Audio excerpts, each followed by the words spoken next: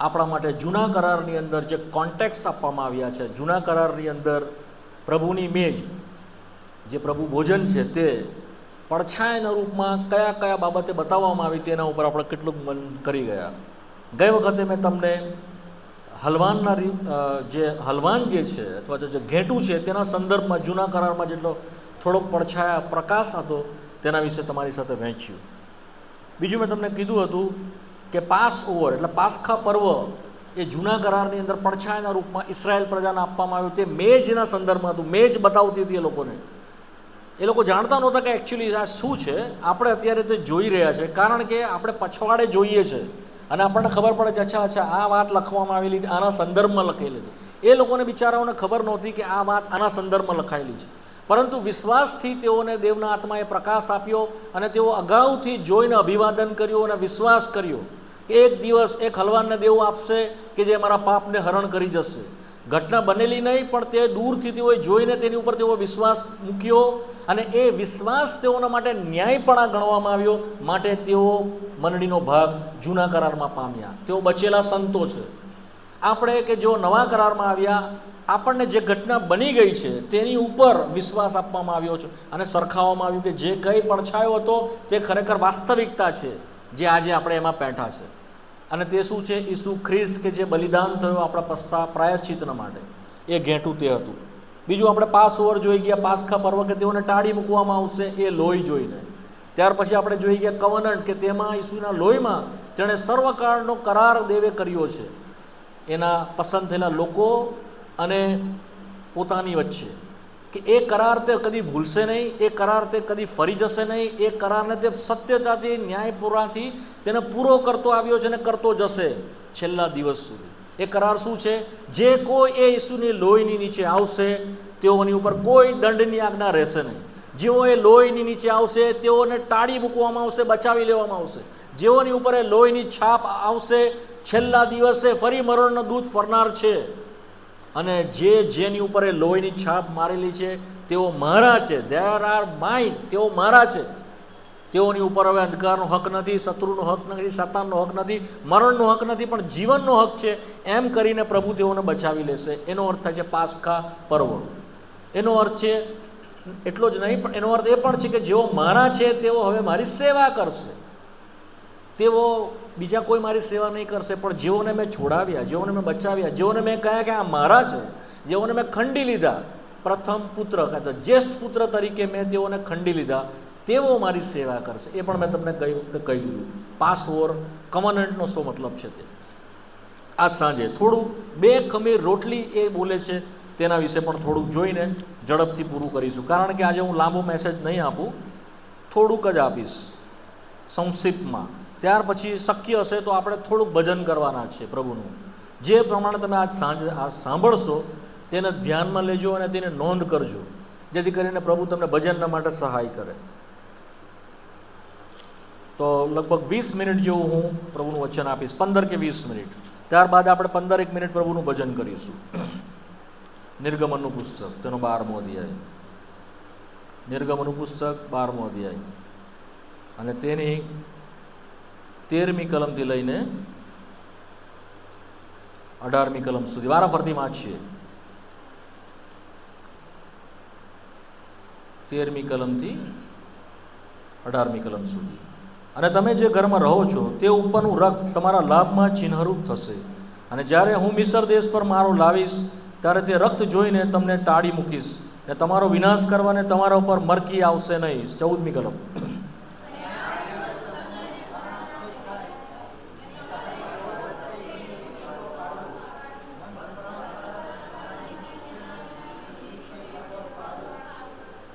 સાત દિવસ તમારે બે ખમીર રોટલી ખાવી. પહેલા જ દિવસથી તમારે તમારા ઘરોમાંથી ખમીર દૂર કરવું, કેમ કે પહેલા દિવસથી તે 7મા દિવસ સુધી કોઈ ખમીર રોટલી ખાય તે ઇસ્રાયેલમાંથી નાબૂદ કરાશે. 16મી કલમ.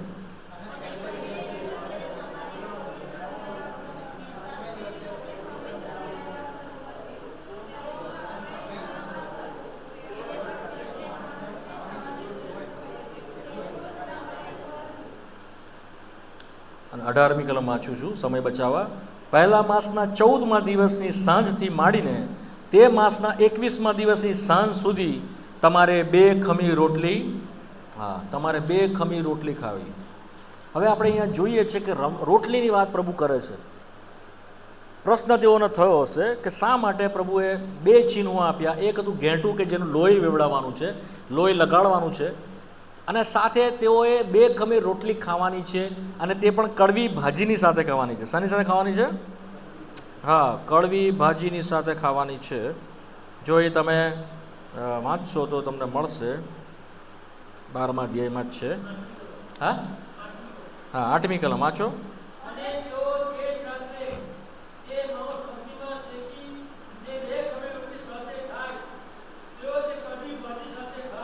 કડવી ભાજીની સાથે ખાય. અચ્છા, હવે કેવી રીતે ખાવાની છે તે પણ લખ્યું છે. 11મી કલમ વાંચો. આ પ્રમાણે ખાવું. અચ્છા, કમર બાંધવાની,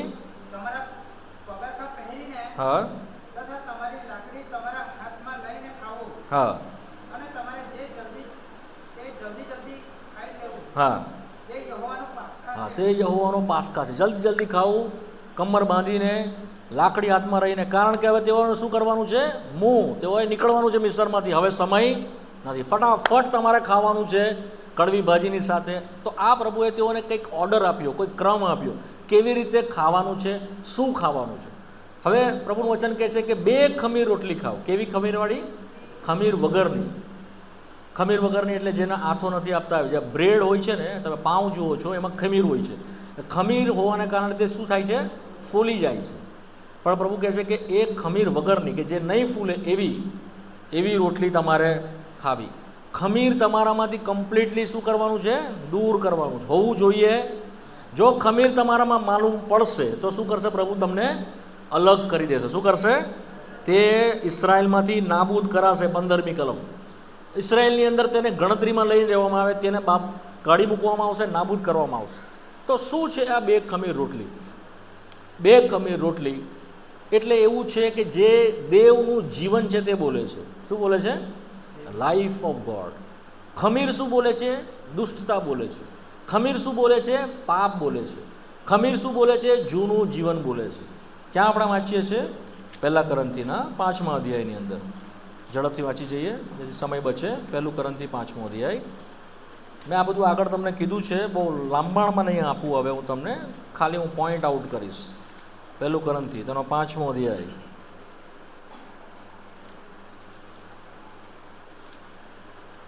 પહેલાં તો એ જૂનું ખમીર છે. જો તમે 7મી કલમ વાંચો તો ત્યાં છે જૂનું ખમીર છે. શું છે? વાંચો 7મી કલમ.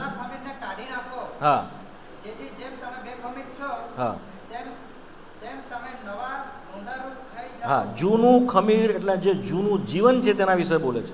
પછી શું કહે છે? જેથી જમે 2 ખમીર છો. આનો મતલબ શું છે? કે તમારી પાસે 2 વસ્તુ છે. એક તમે 2 ખમીર પણ છો અને તમારામાં જૂનું ખમીર પણ છે. માઇન્ડ વેલ. હવે તમે ધ્યાનથી સમજજો.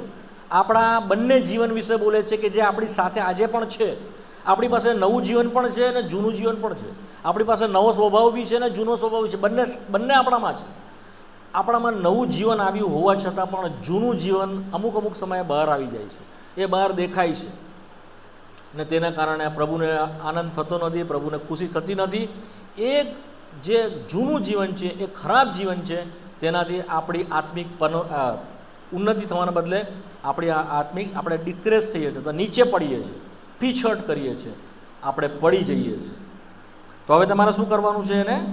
એનાથી નહીં, જૂના ખમીરથી નહીં, પણ નવા ખમીરથી તમારે મેજમાંથી ભાગ લેવાનો છે. એ પાસ્ખામાંથી ભાગ લેવાનો છે. 8મી કલમ.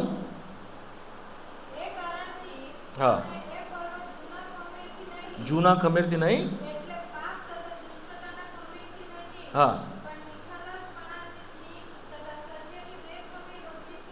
અહીંયા આપણને નાની વ્યાખ્યા આપવામાં આવી છે. 2 ખમીર શું છે? સત્યની અને નિખાલસપણું. ટ્રુ એન્ડ ઓનેસ્ટ, અથવા તો શું કહેવાય? જેન્યુન ઇંગ્લિશમાં છે. એવો જે છે એવીથી તમારે આ પાસ્ખા પાડવાનું છે. નવા કરારમાં એ રીતે તમારે મેજમાંથી ભાગ લેવાનો છે.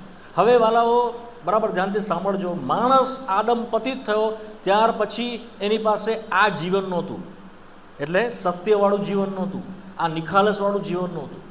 તે કપટથી ભરાયેલું, દૂષિત થયેલું, કોઈ કામે નહીં આવે દેવને એવી રીતે ખાડે ગયેલું એવું એ જીવન હતું જે માણસની પાસે આદમના પતિત થયા પછી આવ્યું. આપણે પણ આદમમાં જન્મ્યા હોવાના કારણે આપણે પણ આવા જ સ્વભાવ લઈને જન્મ્યા. આપણે કદી દેવની સેવા કરી શકીએ નહીં, આપણે દેવને પ્રસન્ન કરી શકીએ નહીં, આપણે સાચું બોલી શકીએ નહીં, આપણે સારું જીવી શકીએ નહીં, આપણે કદી પણ બીજાઓના માટે ઉન્નતિનું કે લાભદાયી હોઈ શકીએ નહીં. ઈશ્વરની વાત તો બાજુ પર રહી ગઈ. ઈશ્વરના માટે આપણે કોઈ રીતે યોગ્ય નહોતા. આપણે નરકને યોગ્ય, દંડને યોગ્ય અને પ્રભુ આપણને મોકલી આપે એમાં કોઈ રીતે પણ દેવ અન્યાયી ઠરે નહીં એવા આપણે હતા. જો દેવ આજે આપણો ન્યાય કરે આજે જ આપણે જતા રહીએ, પણ મહાન દેવના પ્રેમને કારણે એણે આપણને બચાવ્યા, એણે આપણને છોડાવ્યા. કોને મોકલ્યો? ઈસુ ખ્રિસ્ત, કે જે બે ખમીર છે. હવે બરાબર સમજો, જૂનું જે હતું તે નહીં પણ નવો જે છે એટલે ઈસુ ખ્રિસ્ત એ બે ખમીર છે. કેવળ એ સત્ય છે અને તે એકલો નિખાલસ છે. વાંચીએ છીએ આપણે તેના વિશે એ જ બીજા કરંથીમાં જ, પહેલા કરંથીમાં છે મારા ખ્યાલથી, બીજા કરંથીના 11મા અધ્યાયમાં છે.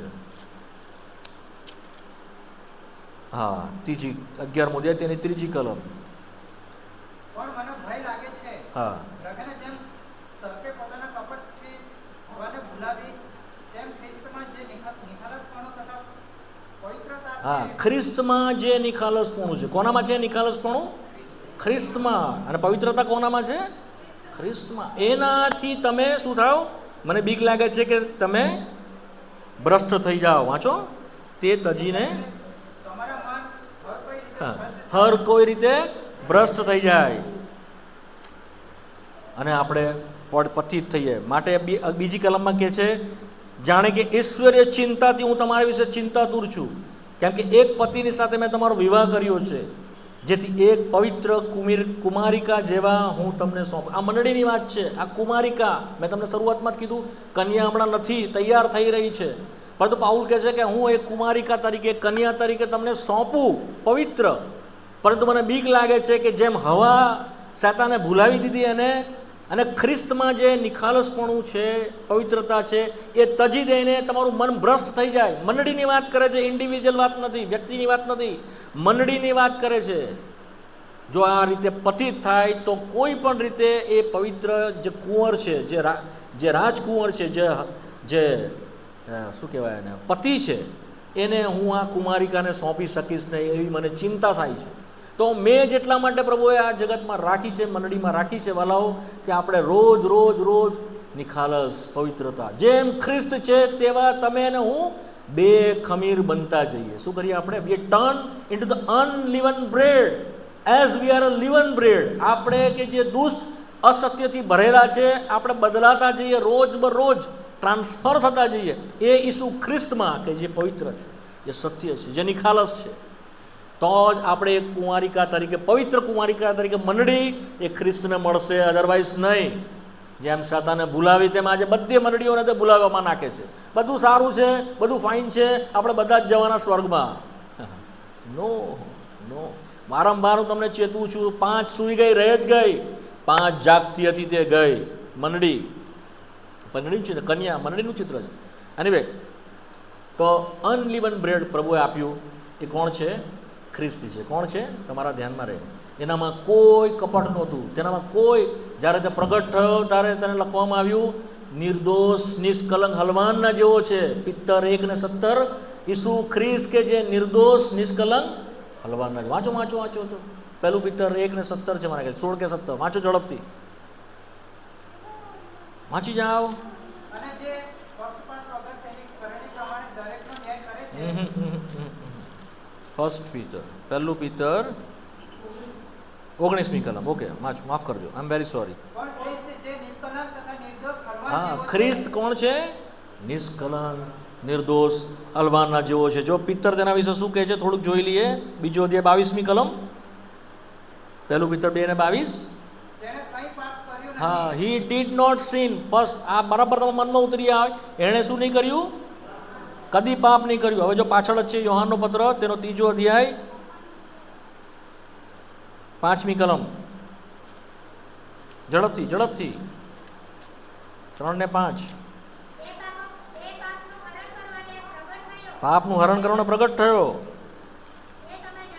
હા, તેનામાં પાપ. પિત્તર કે છે હી ડીડ નોટ સિન, તેણે પાપ કર્યું નહીં. યોહાન શું કે છે? તેનામાં પાપ નથી. શું કે છે યોહાન? બોલો ને. તેનામાં પાપ, નો સિન ઇન હિમ. પાઉલ શું કે છે? 2 કોરિન્થી 5મો અધ્યાય 21મી કલમ. આપણે તેનામાં દેવના ન્યાયપણા રૂપ થઈએ. હા, માટે જેને પાપ જાણ્યું ન હતો, હા. તેણે આપણને વાસ્તે પાપરૂપ કર્યો. હી ન્યુ નોટ સિન. શું કે છે? તેણે પાપ, હી ન્યુ નોટ સિન. તે પાપ તેનામાં નથી, તેણે પાપ કર્યું નહીં, અને તેણે પાપ જાણ્યું બી નહીં. એના મગજમાં, એના મનમાં પણ બેઠું નહીં પાપ, એના કૃત્યોમાં પાપ આવ્યું નહીં, એના માહે ભીતરમાં પણ પાપનું. પાપ વગર. શું કે છે? Without sin. એ છે ખ્રિસ્ત. નિખાલસ બે ખમીર રોટલી. તમારા મનમાં ઉતરી જાય બરાબર. એના સમાન, એના જેવું બીજું કોઈ નથી આપણા પ્રભુ ઈસુ ખ્રિસ્ત જેવું, જે દેવને માટે 33.5 વર્ષ નિર્દોષ રહ્યો, નિષ્કલંક રહ્યો. બિલકુલ તેણે પોતામાં અશુદ્ધિ એના કલ્પનામાં પણ નહીં આવી. વાલાઓ, પાપી સ્ત્રી જ્યારે એના પગને અડકતી હતી, એ ગંદો વિચાર તેના મનમાં નહોતો. નો એટ ઓલ. યોહાનની સુવાર્તા 8મો અધ્યાય 48મી કલમ 48. John 8:48. યોહાન 8:48. યહૂદીઓએ તેને ઉત્તર આપ્યો કે 46. તમારામાંનો કોણ મારા પર પાપ સાબિત કરે છે? હા, તમારામાંનો કોણ મારામાં પાપ? કોઈ આ જગતમાં આવું ક્લેમ નથી કર્યું. જગતમાં લાખો લોકો આવ્યા, હજારો કરોડો સારા લોકો આવી ગયા, જેઓએ ધર્મ પ્રચાર કર્યો, જેઓ સારું જીવન જીવ્યા, જેઓ બીજાને મદદ કરી, જેઓ સેવા ભાવ કરતા, તપ કરતા, સાધના કરતા, સાધુ સંત તેઓ બનીને રહ્યા આખા જગતની અંદર, વર્લ્ડમાં. But nobody claim that sentence. કોઈ પણ આ શબ્દ ઉચ્ચારવાને હિંમત ધરી શક્યું નહીં, મારામાં કોણ પાપ સાબિત કરે છે? ઓનલી ક્રાઇસ્ટ, ખ્રિસ્ત. તેણે દાવો કર્યો જાહેરમાં, પબ્લિકલી. શું તમારામાંનો કોઈ મારામાં પાપ સાબિત કરી શકે છે? નોબડી. કોઈ આગળ નહીં આવ્યું. કોઈ આગળ નિર્દોષ નિષ્કલંક હલવાનું. તો આ શું છે? બે ખમીર રોટલી છે. શું છે આ? અનલિવન બ્રેડ. બીજું શું છે? આ જીવન આપનાર રોટલી છે. કેવું છે? Life giving. જે આપણે વાંચી ગયા યોહાનની સુવાર્તા 6 અધ્યાયમાં, જગતને જીવન આપવાના માટે આકાશમાંથી જે રોટલી ઉતરી તે કોણ છે? માણસ એકલી રોટલીથી નહીં, પણ હરેક શબ્દ જે દેવના મોંમાંથી નીકળે છે તેનાથી. પુનઃનિયમનું પુસ્તક. વાલાઓ, માણસ રોટલીથી જીવતો નથી. તમારા મનમાં આ સંચય હોય તો દૂર કરજો. પુનઃનિયમનો પુસ્તક 7મો અધ્યાય 3જી કલમ.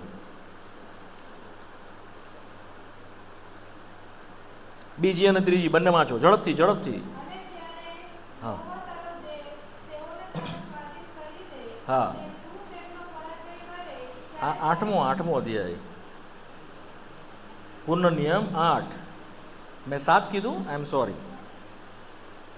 બીજી કલમ.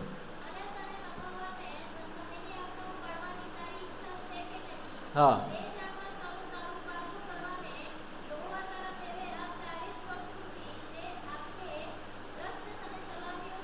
હા.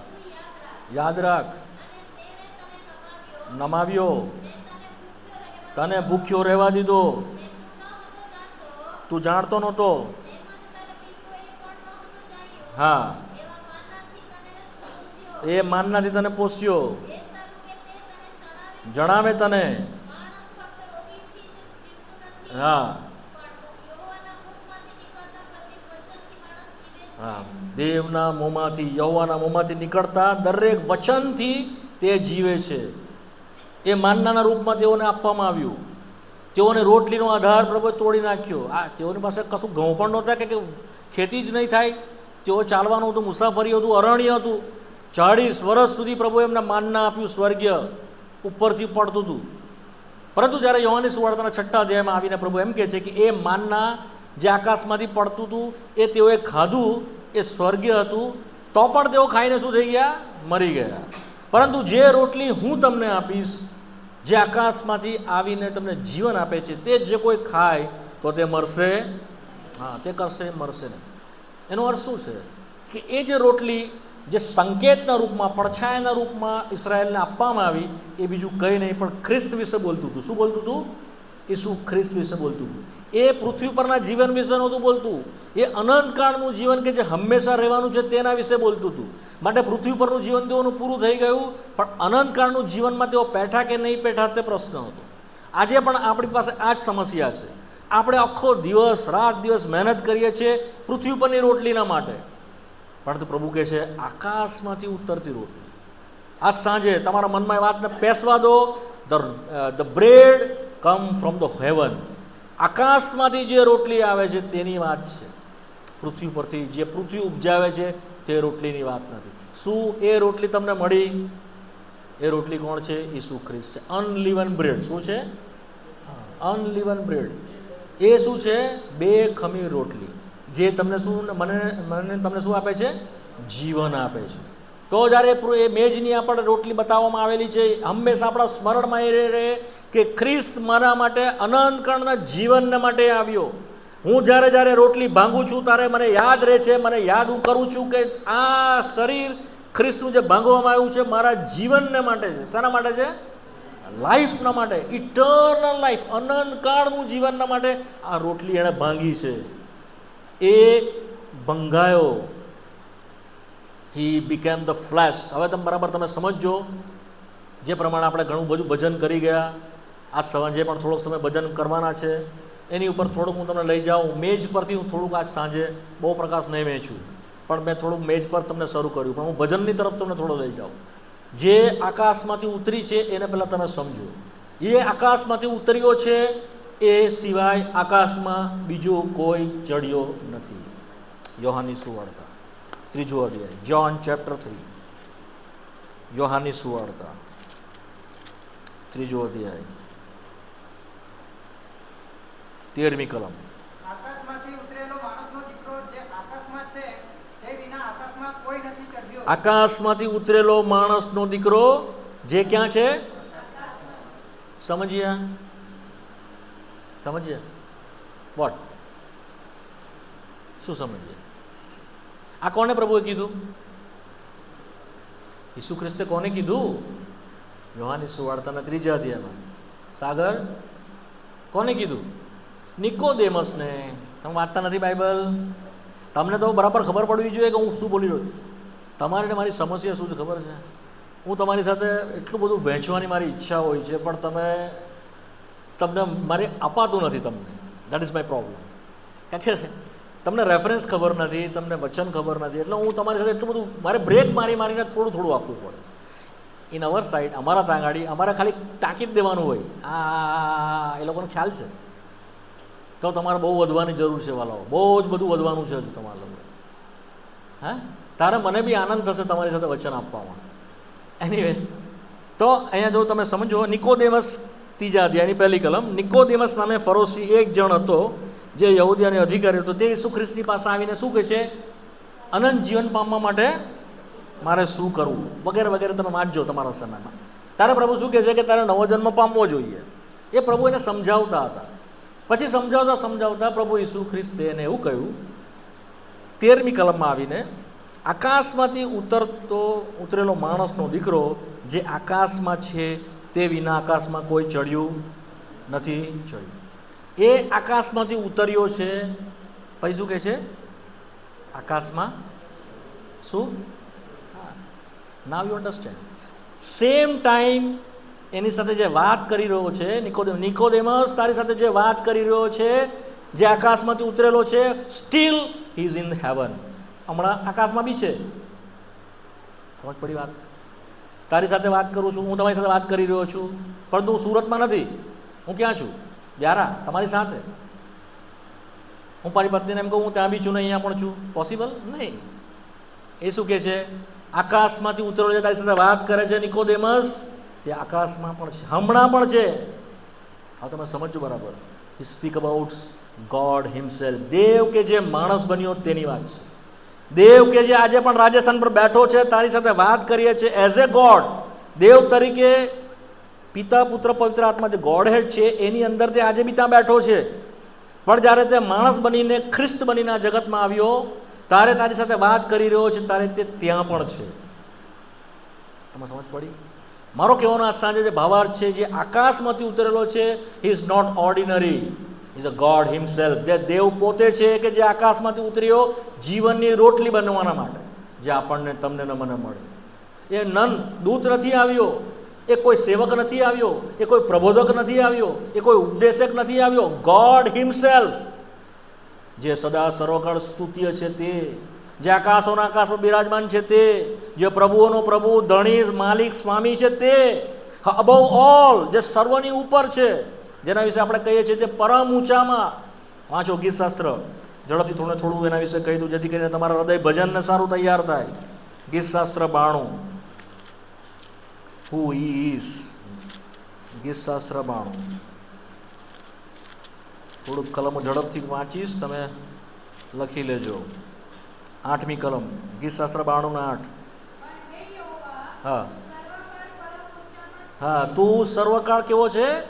પરમ ઊંચામાં. You most high for ever, ઇંગ્લિશમાં છે હંમેશા, ફોર એવર, સર્વથી ઊંચો છે. એનો મતલબ તેની ઉપર બીજો કોઈ નથી, એની ઉપર બીજો, એ સર્વની ઉપર છે. અને શું કહે છે? સર્વકાળ, ફોર એવર, હંમેશના માટે. અચ્છા, તે સર્વની ઉપર કેવી રીતે છે? જો 113માં થોડુંક છે, ત્યાં તમે વાંચી જાઓ તો તમને ખ્યાલ આવશે. ગીતશાસ્ત્ર 113, 3જી કલમ, હા 4થી કલમ. હા હા, 5મી કલમ. હા, અચ્છા 6ઠ્ઠી કલમ. હા હા, હવે થોડુંક સમજીએ. જ્યારે આપણે એમ કહીએ છીએ કે તે સર્વની ઉપર છે, એટલે આકાશોનો આકાશની ઉપર છે. એના વિશે જો તમે જુઓ તો 115 અને 3 હું વાંચું છું કલમ.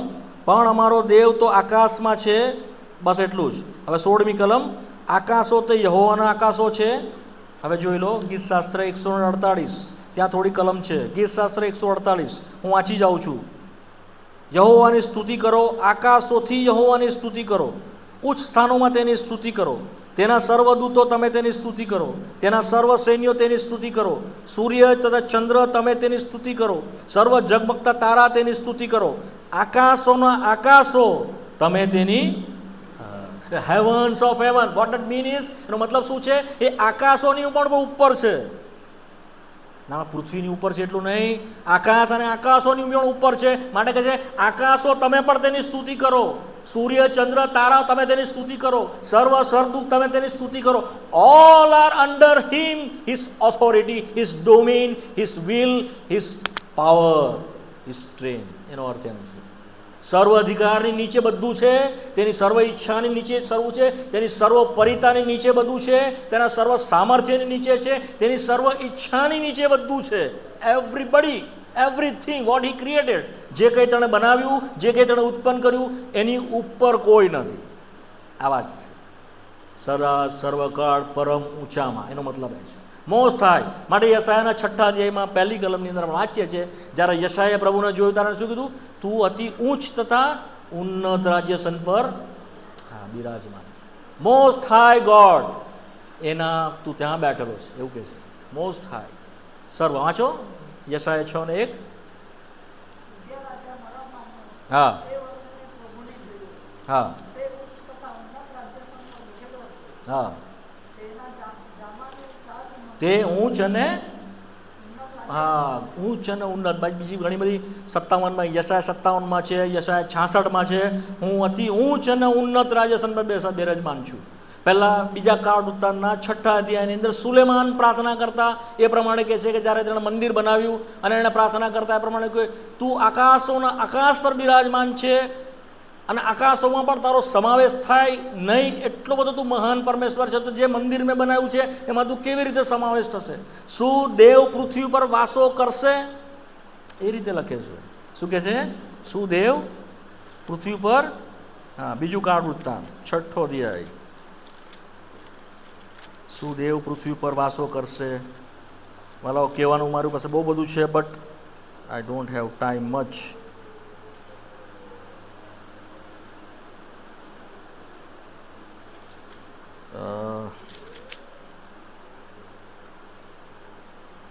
મળી કલમ એ 6 અધ્યાયમાં છે.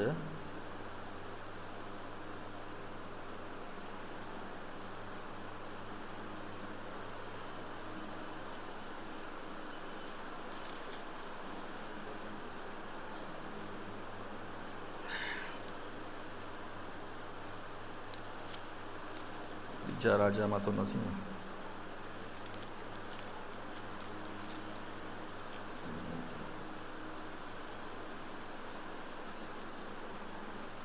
એનીવે હમણાં મળી નથી મને કલમ, તમને પછી આપીશું. તો સુલેમાન એ પ્રમાણે કહે છે કે શું આકાશોનો દેવ પૃથ્વીની ઉપર વસશે? Is it possible? શું માણસોની મધ્ય એ આવો દેવ કે જે આકાશોમાં સમાઈ શકતો વાસો કરશે? Yes, he came down for this man, the fallen man. માણસ કે જે પડેલો છે, જે માણસ કે જે નાશને યોગ્ય છે, તેને બચાવવાના માટે તે આકાશોના આકાશ પરથી નીચે ઉતર્યો. માટે આપણે વાંચીએ છીએ ગીતશાસ્ત્ર 113 અંદર શું કરે છે? 6ઠ્ઠી કલમ શું કરે છે? 113:6 વાંચો. 113:6.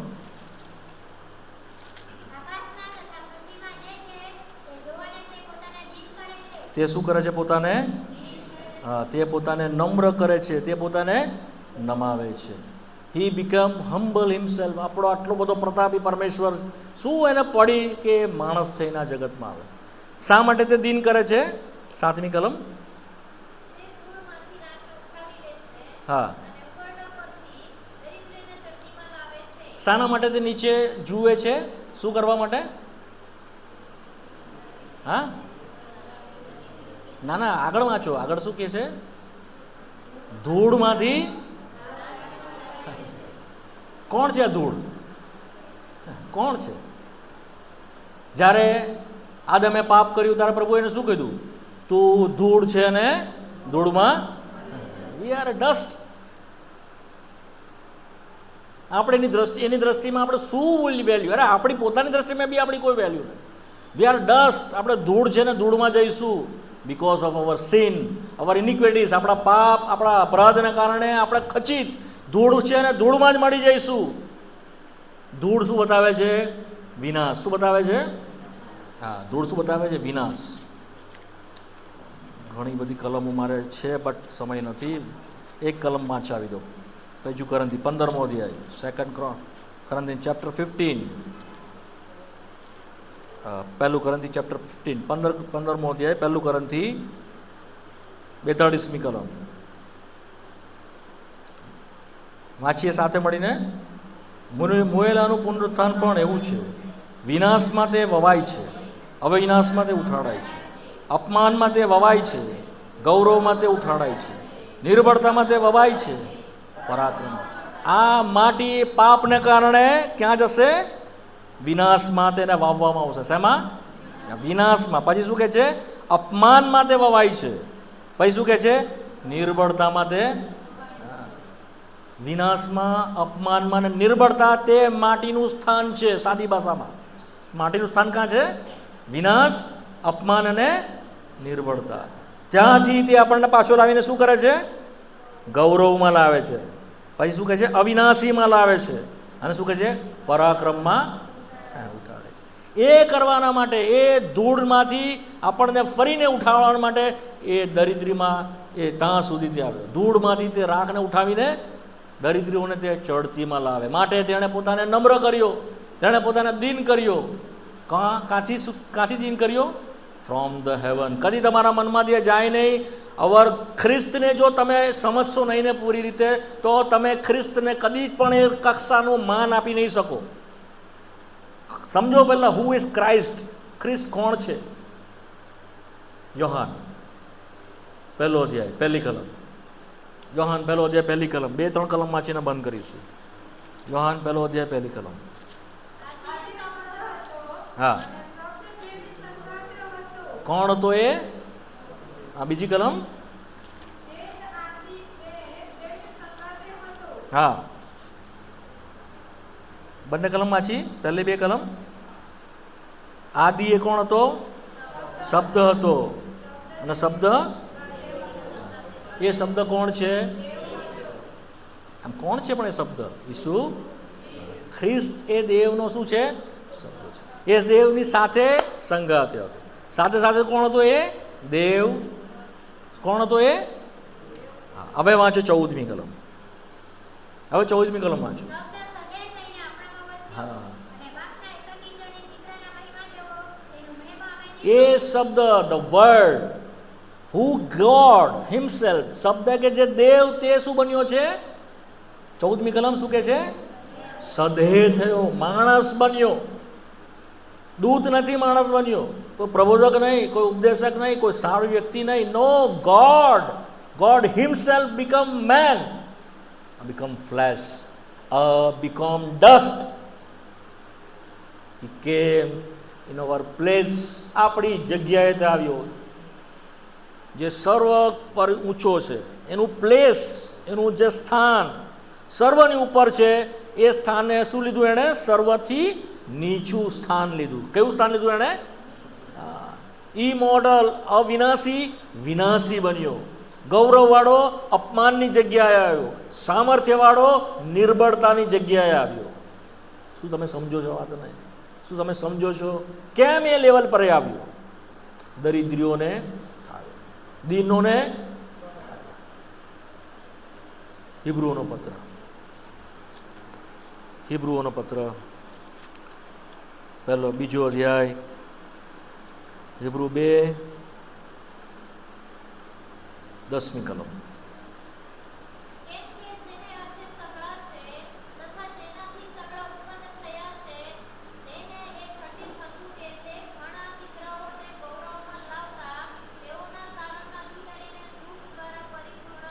ઘણા દીકરાઓને ક્યાં લાવવાના છે એણે? ગૌરવમાં. તમે સમજ્યા? ઘણા દીકરાઓને ગૌરવમાં લાવવાના માટે. જો તમે 9મી કલમ વાંચશો તો ત્યાં લખેલું છે, દૂતો કરતા પણ થોડી વાર સુધી તે શું થયો? ઉતરતો થયો. He came not only the heavens, not only the authority of the પૃથ્વીની અધિકાર સત્તા, દૂતોની પણ નીચે માણસની જગ્યાએ તે આવ્યો. અને શું કર્યું છે તેણે? માંસ તથા લોહીનો ભાગીદાર થયો. 14મી કલમ, 14મી કલમ. હા, તે જ રીતે તેઓનો શું થયો? ભાગીદાર થયો. સો વાલાઓ, this is the love of Christ. આ ખ્રિસ્તનો પ્રેમ છે, આ દેવનો પ્રેમ છે વાલાઓ, કે તેણે આપણા માટે એણે મોકલ્યું, જેથી કરીને આપણે શું થઈએ? જીવીએ. શું થઈએ? આપણે જીવીએ. ફરીને આપણે ધૂળમાંથી, જે આપણે જતા હતા આનંદકાળના નાશ માટે, ધૂળ છે ને ધૂળમાં મળી જશે, ત્યાંથી તે આપણને છોડાવે, ગૌરવમાં લાવે. ઘણા દીકરાઓને. શું તમે આવ્યા એ ગૌરવમાં? શું તમે બચેલા છો? જો બચેલા છો તો અનંતકાળ સુધી તેની સાથે રાજ કરશો. Otherwise you will parish in the, આ તમે નાશ પામશો અપમાનની અંદર, વિનાશની અંદર, નિર્બળતાની અંદર. જો આજ સાંજે એવું આપણી મધ્ય કોઈ બેઠું છે જેને હજુ પણ શાંતિ નથી અને જીવનની ખાતરી નથી, આ ખ્રિસ્તની પાસે જે અનલિવન બ્રેડ છે, 2 ખમીર રોટલી, કે જે નિષ્કલંક નિર્દોષ હલવાનના જેવો પાપ વગર પ્રગટ થયો, કે પાપને તે હરણ કરીને લઈ જાય. પણ પાપને હરણ કરવાના માટે તે પાપ રૂપ થયો. પહેલા બીજા કરંથીના 5:21મી કલમ, જેણે પાપ જાણ્યું નહીં તેને આપણા માટે પાપ રૂપ કર્યો. તેણે 2 ખમીર વાળો થઈ ગયો. બીકોઝ ઓફ આવર સિન, આપણા પાપના માટે. શું તમે સમજ્યા?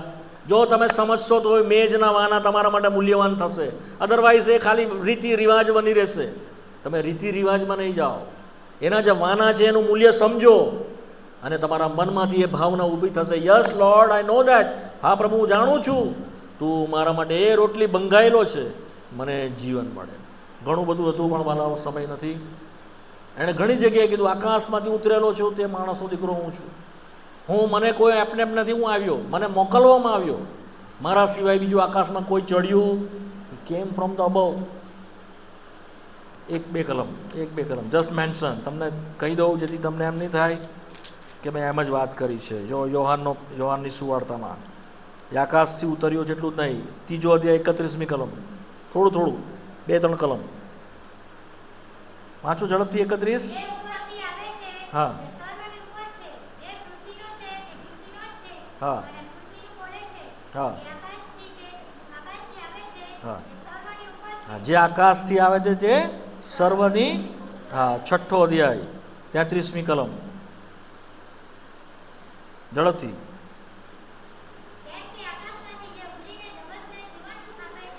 હા હા તે પોતે છે.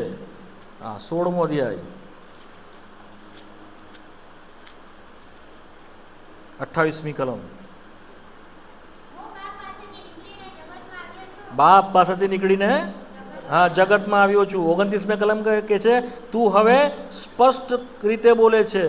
30મી કલમમાં કહે છે તું દેવ પાસેથી આવ્યો છે, હવે અમે જાણીએ છીએ. નાઉ વી નો ધેટ આકાશમાંથી ઉતરીને જગતમાંથી આવ્યો. ઇઝ નોટ ઓર્ડિનરી વન, સામાન્ય નથી તે, સર્વની ઉપર તે છે. સર્વમાંથી ઉપરથી નીચે સુધી ઉતર્યો. શું એને જરૂર વાલાઓ, શું, શા માટે, શું આપણી કિંમત છે, શું આપણી વેલ્યુ છે? બટ બિકોઝ ઓફ લવ, પ્રેમના ખાતર તે આવ્યું. માટે એના પ્રેમનો તિરસ્કાર નહીં કરો વાલાઓ. જેવો તેનો પ્રેમ ચાખ્યો છે તેવો પ્રેમમાં બની રહે છે. જેઓ એ રોટલી જાણી છે કે આ મારા માટે ભાંગવામાં આવી છે, તે રોટલી તેઓનું અન્ન થાય છે, તે ખાતા ખાતા ખાતા આગળ વધે છે. જેઓ એ રોટલીના ઘરથી બહાર ગયા, બેથાની એટલે રોટલીનું ઘર, જેઓ એ રોટલીને તુચ્છ જાણી, જેઓ એ રોટલીને છોડીને બહાર ગયા તેઓ ભૂખે મરશે. આ જગતમાં તેઓનું ખાવાનું મળશે નહીં. જેમ ઉડાવ દીકરો જતો રહ્યો જગતમાં, ખોવાઈ ગયો, એને ખાવાનું કોઈ આપતું નહીં. ખાવાનું આપતું કોઈ? શું ખાધું એણે? ભૂંડોની. એણે કહ્યું મારા બાપના ઘરમાં કેટલી બધા મજૂરોને કેટલી બધી રોટલી મળે છે, અહીંયા હું શું થાઉં છું? ભૂખે. આ કોણ છે આ લોકો? Back slide believer. જે વિશ્વાસીઓ પ્રભુને છોડીને જતા રહે છે, ભૂખે મરે છે. આત્મિક વાત કરું છું વાલો. કદી નહીં જાઓ એનાથી દૂર. જો તમે જીવન પામ્યા એના સાથે બનેલા રહો. શક્ય છે તમારી પાસે વ્યવસ્થા નથી, શક્ય છે તમારી પાસે એવી વાતો નથી, લોર્ડ વિલ પ્રોવાઈડ, પ્રભુ પૂરું પાડશે તમને. પ્રાર્થના કરો, ક્યાં છે રોટલીનું ઘર કે જ્યાં અમને જીવન મળે? ક્યાં છે રોટલીનું ઘર કે જ્યાં અમારી માવજત કરવામાં આવે? ક્યાં છે રોટલીનું ઘર કે જ્યાં અમને તૃપ્તિ મળે, જ્યાં અમને ટકાવી લેવામાં આવે, જ્યાં કહેવામાં આવે કે માણસ એકલી રોટલીથી નહીં, હરેક શબ્દ જે જીવતો દેવના મોંમાંથી નીકળે છે તેનાથી જીવશે. પ્રભુ સહાય કરે. 5 મિનિટ જ રહી છે. બિસેલ